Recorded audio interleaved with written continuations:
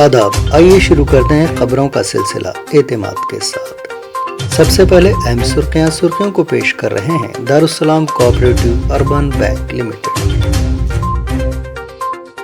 कर्नाटक के बाद अब हिमाचल प्रदेश के तालीमी इदारों में भी हिजाब पर पाबंदी, मामले को मजहबी रंग न दिया जाए, वजीर तालीम का बयान।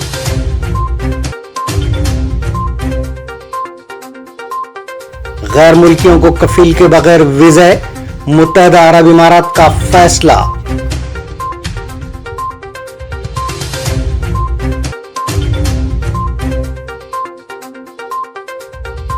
अस्सी साला कश्मीरी खातून की अंग्रेजी में बातचीत, सोशल मीडिया पर वीडियो वायरल।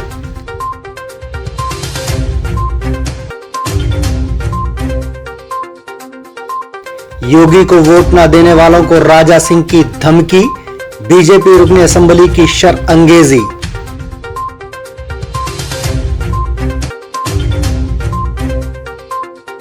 बॉलीवुड के म्यूजिक कंपोजर और सिंगर बप्पी लहरी चल बसे, फिल्म इंडस्ट्री में गम की लहर।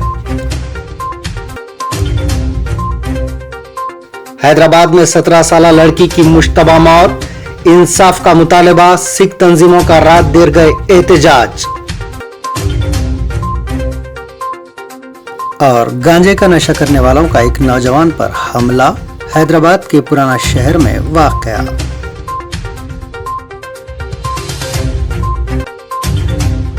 अब खबरें तफसील से। खबरों के पेश करदा है Owaisi group of hospitals. Karnataka के बाद अब हिमाचल प्रदेश में भी रियासत के तमाम तालीमी इदारों में बाहिजाब तालिबात को दाखिले की इजाजत न देने का फैसला किया गया है। शिमला में मीडिया से बातचीत करते हुए हिमाचल प्रदेश की वजीर तालीम गोविंद सिंह ठाकुर ने कहा कि हिजाब के साथ तालिबात को रियासत के तालीमी इदारों में दाखिल होने की इजाजत नहीं होगी। उन्होंने मजीद कहा कि तमाम को तालीमी इदारों में लिबास से मुताल्लिक ज़ाब्ते के साथ आना होगा। वजीर तालीम ने कहा कि इस मामले को मजहबी रंग देना मुनासिब नहीं है और तालीमी इदारों में बुर्का पहनने पर इसरार करना गलत है। रियासत कर्नाटक में हिजाब का मसला दिन ब दिन पेचीदा होता जा रहा है। हालांकि मामला अभी अदालत में ज़ेर समाअत है, इसके बावजूद मज़कूरा मामले पर सियासत की जा रही है। इस दौरान मुस्लिम कायदीन के एक वफ्द ने चीफ मिनिस्टर बोम्मई से मुलाकात की। इस मुलाकात के दौरान हाईकोर्ट का फैसला आने तक हुकूमत की जानिब से जारी करदा सर्कुलर को वापस लेने और तालिबात को बाहिजाब कॉलेज के अंदर दाखिल होने की इजाज़त देने का मुतालबा किया गया। कश्मीर के ज़िले बड़गाम के मागाम कस्बे में फ़ौज की जानिब से मुबैना तौर पर ईरानी जनरल कासिम सुलेमानी की तस्वीर की बेहुरमती के खिलाफ ज़बरदस्त एहतजाजी मुजाहरा किया गया। कल मागाम कस्बे में फ़ौज के एक जवान ने मल्ला बोछन नामी गांव में एक मकान में मुबैना तौर पर ईरान के मकतूल जनरल कासिम सुलेमानी की तस्वीर को नजर आतिश कर दिया था। इस इतला पर मकामी लोग मुश्तइल हो गए, जिसके सबब बड़गाम के शिया अक्सरियती इलाके मागाम कस्बे में एहतजाज शुरू हुआ। दरियासना इंतज़ामिया और फ़ौज के आला अहदेदारों ने इस इलाके में जाकर लोगों से मौज़रत ख़ाही की।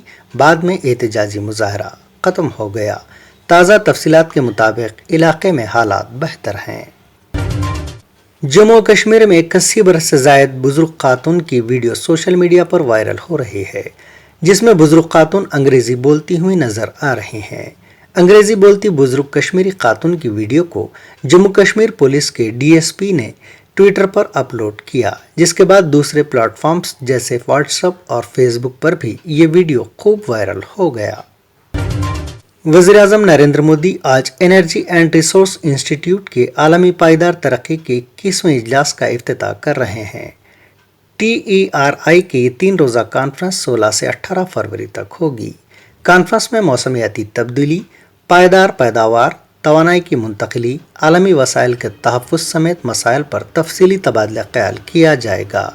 इस समिट में 10 से ज़्यादा ममालिक के वज़राए माहौलियात, अक़वाम मुत्तहदा के नुमाइंदे, बैनुल हुकूमती तंजीमों के सरबराहान और 126 ममालिक के नुमाइंदे शिरकत कर रहे हैं। Army chief general Manoj Mukund Naravane और सऊदी अरब फौज के कमांडर लेफ्टिनेंट जनरल फहद बिन अब्दुल्ला मोहम्मद अल मतीर ने कल यहां दो तरफा दिफाई ताउन को बढ़ाने पर तफसीली बातचीत की। लेफ्टिनेंट जनरल पीर को 3 रोज़ा दौरे पर यहां पहुंचे थे। ان کے دورے کو اس لحاظ سے تاریخی قرار دیا جا رہا ہے کہ سعودی عرب کی فوج کے کسی کمانڈر کا ہندوستان کا پہلا دورہ ہے۔ اس سے قبل جنرل نرونے سال 2020 میں سعودی عرب کا دورہ کر چکے ہیں۔ بالی ووڈ کے مشہور میوزک کمپوزر اور گلوکار بپی لہری کا آج ممبئی کے ایک ہاسپٹل میں انتقال ہو گیا۔ لہری کا علاج کرنے والے ڈاکٹرز نے بتایا کہ 1 ماہ سے ہاسپٹل میں شریک تھے اور انہیں پیر کے روز ڈسچارج کر دیا گیا تھا، لیکن منگل کو دوبارہ طبیعت بگڑنے پر انہیں ہاسپٹل سے رجوع کیا گیا۔ بپی لہری صحت کے کئی مسائل سے دوچار تھے۔ نصف شب سے کچھ دیر قبل انہوں نے آخری سانس لی۔ بپی لہری بالی ووڈ میں ڈسکو میوزک کو مقبول بنانے کے لیے جانے جاتے تھے۔ متحدہ عرب امارات کی حکومت نے 5 زمروں میں غیر ملکیوں کو کفیل کے بغیر اقامے دینے کا ایک پروگرام متعارف کرایا ہے۔ اماراتی میڈیا کی رپورٹ کے مطابق 10 اور 5 سالہ اقامہ بغیر کفیل کے دیا جائے گا، جبکہ امارات میں مقیم غیر ملکیوں کو 5 سالہ ریٹائرمنٹ ویزا دیا جائے گا۔ ان اقاموں کی میعاد ویزے اور کفیل کی نوعیت کے حوالے سے مختلف ہوگی۔ بی جے پی حکومت کی جانب سے اختیار کردہ فرقہ پرست رویے کی مخالفت میں چیف منسٹر کے چندر شیکھر راؤ کی جانب سے شروع کی گئی لڑائی کو مختلف گوشوں سے حمایت مل رہی ہے۔ اس تناظر میں سابق وزیر اعظم اور جنتا دل سیکولر پارٹی کے سربراہ ایچ ڈی دیوے گوڑا نے چیف منسٹر کی جانب سے شروع کردہ اس لڑائی کی مکمل حمایت کا اعلان کرتے ہوئے کے سی آر کو ملک میں فرقہ وارانہ سیاست کے خلاف لڑائی کا آغاز کرنے پر مبارکباد پیش کی ہے۔ تلنگانہ کے گوشہ محل سے BJP MLA Raja Singh ایک بار پھر اپنے متنازع بیانات کی وجہ سے سرخیوں میں ہے۔ حال ہی میں انہیں اتر پردیش انتخابات کے حوالے سے ایک ویڈیو جاری کیا، جس میں انہوں نے عوام کو دھمکاتے ہوئے آئندہ انتخابات میں بی جے پی کو ووٹ دینے کی بات کہی، لیکن اس کے ساتھ ہی انہوں نے کہا کہ بی جے پی اس شخص کے گھر پر بلڈوزر چلائے گی جو یوگی آدتیہ ناتھ کے حق میں ووٹ نہیں دے گا۔ Telangana state council of higher education کے صدر نشین پروفیسر آر لمبادری نے بتایا کہ تشکیل تلنگانہ کے بعد چیف منسٹر چندر شیکھر راؤ نے جس طرح سے نقلی بیجوں کے خاتمے کے لیے سخت قانون سازی کی ہے، اسی طرح نقلی سرٹیفکیٹس کو روکنے کے لیے بھی سخت اقدامات کیے ہیں۔ انہوں نے کہا کہ تلنگانہ کے تعلیمی اداروں کی جانب سے جاری کیے جانے والے سرٹیفکیٹس کی اپنی شناخت ہے اور دنیا بھر کے اداروں میں اسے تسلیم کیا جاتا ہے۔ انہوں نے کہا کہ تلنگانہ کی یونیورسٹیز سے تعلیم حاصل کرنے والے طلباء کے سرٹیفکیٹس کی ملازمتوں یا دیگر مقاصد کے لیے جانچ کو آسان بنانے کے لیے ایک میکانزم تیار کیا گیا ہے اور اس کے تحت آن لائن ویریفیکیشن کی سہولیت دستیاب ہے۔ ویب سائٹ کے ذریعے تلنگانہ کی 18 یونیورسٹیز کے طلباء کے اسناد سے متعلق جانچ کی جا سکتی ہے۔ حیدرآباد کے پرانا شہر کے علاقے تالاب کٹا میں کل ایک نوجوان پر گانجے کا نشہ کرنے والوں نے حملہ کیا۔